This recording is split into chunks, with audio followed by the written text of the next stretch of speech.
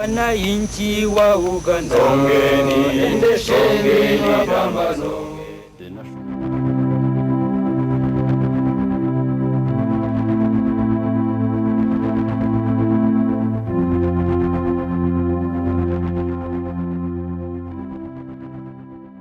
From the dense thickets of the Luwero Triangle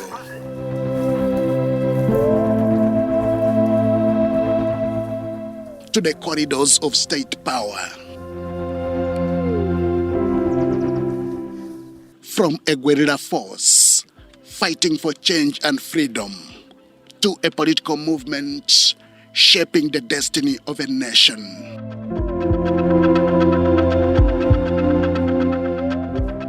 The national resistance movement is a democratic movement. It's a movement which is fighting for democracy. This is the story of transformation under the national resistance movement.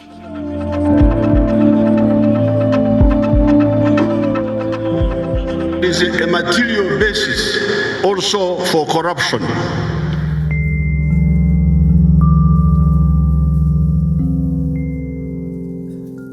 There is a saying that history remembers how movements begin, and the future will judge how they endure.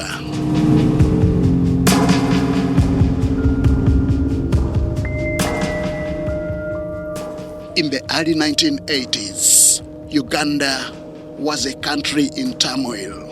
Years of political instability, economic collapse, and state violence had eroded public trust. Out of this uncertainty emerged a small, determined force, the National Resistance Army, guided by a political vision that would later become the National Resistance Movement. We thank NRM under President Yoweri Kaguta Museveni for learning from the mistakes of the past without making a repeat of the same mistakes. The Luwero Triangle, which was both a battlefield and birthplace, became a testing ground for ideas that would later define governance in Uganda. So although the 27 armed people were a small number, they represented a huge force of potential soldiers. And we knew that with the correct tactics could enable the 27 to mobilize the millions who were on our side but were not properly organized.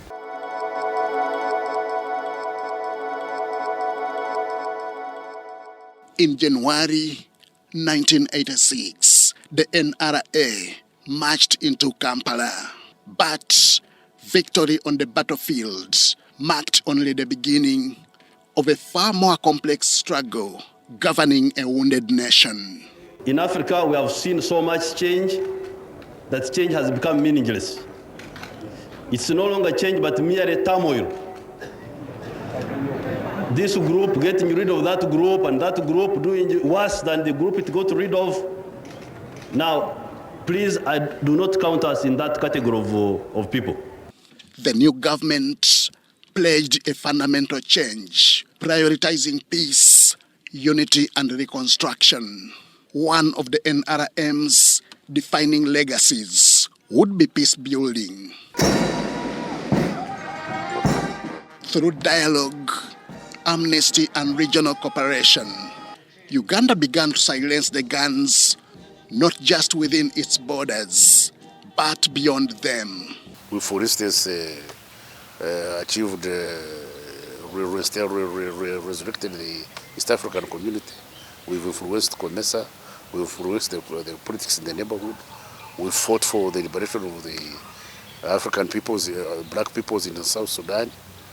We've, by example, shown other liberation movements and other struggling peoples in the world, or on the continent and in the world. From the Lord's Resistance Army conflict in the north to regional peace engagements, the NRM framed security as a foundation for development. And you may also have seen a photograph at State House where President Museveni met Konyi's son and other close relatives like Otim. So as far as government is concerned, the conflict ended, and we are now actively in the process of bringing everybody back, and we're in the final stages now, and we're also actively supporting the development and transformation of the war-affected areas. The movement system sought to unify a fragmented society, suspending multi-party competition in favor of inclusivity and consensus. In 2005, Uganda returned to multi-party democracy, with the NRM transitioning from a broad-based movement into a competitive political party. The guerrilla movement had entered the boardroom. Governance now meant policies, budgets, institutions, and accountability. Under the NRM stewardship, Uganda invested in infrastructure, regional trade, and value addition, redefining the state's role in economic transformation. Patriotism as a core principle of NRM is based on the fact that the British put ethnic groups together in a country called Uganda, and for Uganda to be a nation state, to be a motherland of everybody, then patriotism as a core principle must be preached, must be instilled. As Uganda's population grows younger, the future of the NRM depends not on its past victories, but on its ability to renew itself. The party speaks of strengthening institutions, respecting constitutionalism, and preparing future generations for leadership. What they know, we know. What we know, they don't. We also wanted quick worth. We didn't get it.